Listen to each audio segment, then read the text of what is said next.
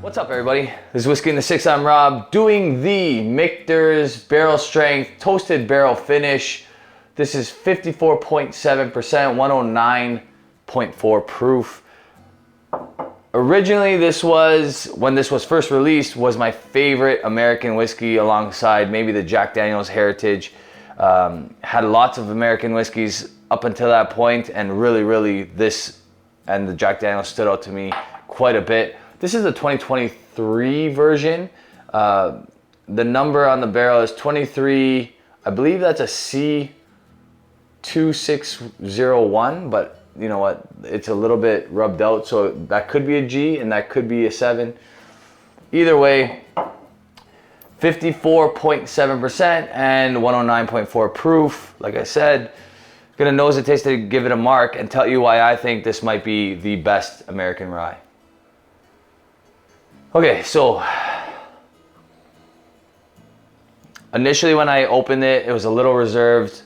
I was a little concerned. I'm like, maybe this isn't as good as the original.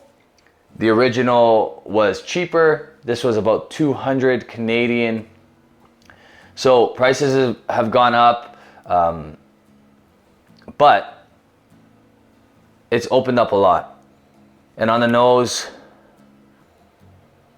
it's marshmallow and rye grain all day. Rye spice, but before you get to the rye spice, this beautiful toasted marshmallow note. And then a nice, robust rye note.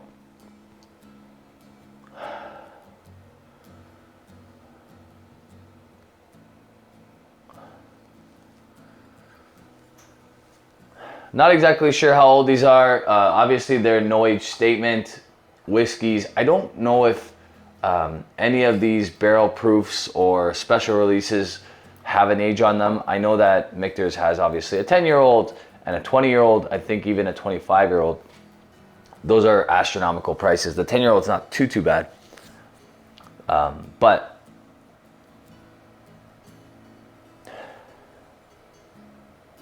yeah, the nose is incredible on this. Honestly, for the most part, I would say I prefer Canadian rye, but these Michter's toasted barrels make me question that. And they have to be, you know, at least 51% rye to be a straight rye. But a lot of people assume that these Michter's toasteds and Michter's in general use like a barely legal style rye, which essentially is very close to 51%. Okay, on the nose again, lots of rye spice, but then that beautiful marshmallow. Don't really get anything too fruity, more like graham cracker, s'more kind of note. On the palate,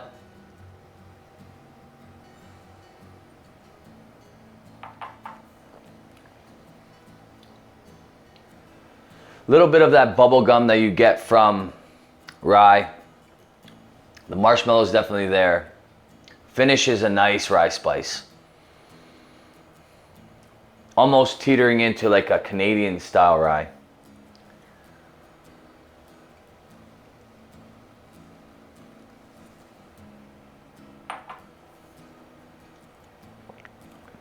Yeah, that's an absolute beauty. So this was available at BSW for about $200. They get pretty much everything, guys. Honestly, I can't stress enough how much I enjoy that store. The prices of most of their items, especially the stuff that you buy commonly, like Ardbeg 10s and Glenallachie 12s, and you know, lots of other things that we've talked about on a regular basis, are really well priced at BSW. Definitely worth having a look. If it's not on sale, you can get 10% off using my promo code, which is Sixers23. I'll leave a link to BSW in the description below, as well as my promo code. All right, so check them out if you haven't already. Again, This was available at BSW for around $200. Long gone now, unfortunately.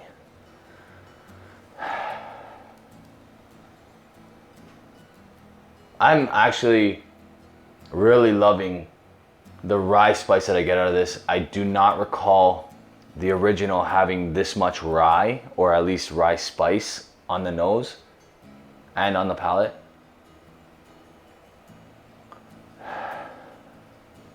If I had to equate this to a Canadian rye that's very popular right now, it's very similar to like a Sons of Vancouver kind of rye.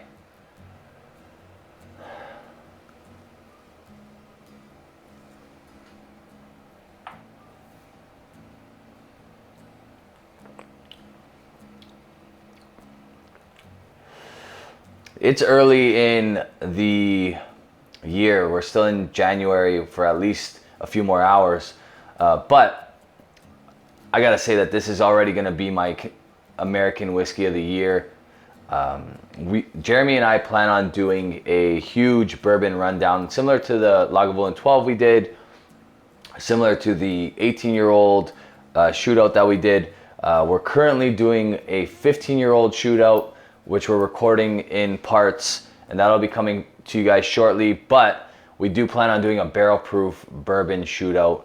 It's gonna probably take a while because we have quite a bit of them, and that's gonna be a lot of fun. I have a funny feeling that this is better than all of them. It's a rye, so it doesn't really count. It won't be included in the shootout, so I figured I'd review it ahead of time. Just beautiful stuff. Honestly, one more sip, I'm gonna give this a mark.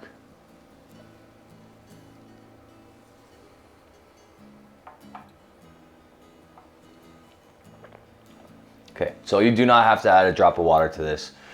I'm gonna say this is easily an 88, could be as good as an 89. Is it worth 200 bucks? That's tough. I think it is. To be honest with you, I really do think it is. When you start to travel north of that, Canadian dollars, that gets a little scary to me.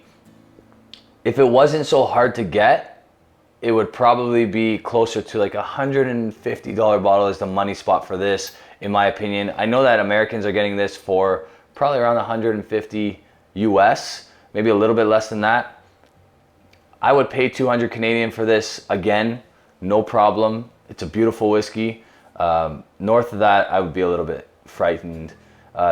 Assuming it's probably pretty young. That's kind of what's deterring me as well. I bet if this had a 10 or 12-year-old age statement on it, I'd be a little bit more keen to go north of 200 bucks. But because it doesn't, I still think 200 is fair, but beyond that is not quite fair. Based on modern pricing, of course. That's gonna do it for me, guys. You can follow me on Instagram. You can follow me on TikTok and Facebook. We have a group chat going on Facebook that's actually going pretty strong. If you guys wanna join, just request and I will accept. And yeah, and you can support the channel on Patreon if you like. For as little as $1, you'll get your name at the end of the video, and you can choose some of my future reviews. Cheers.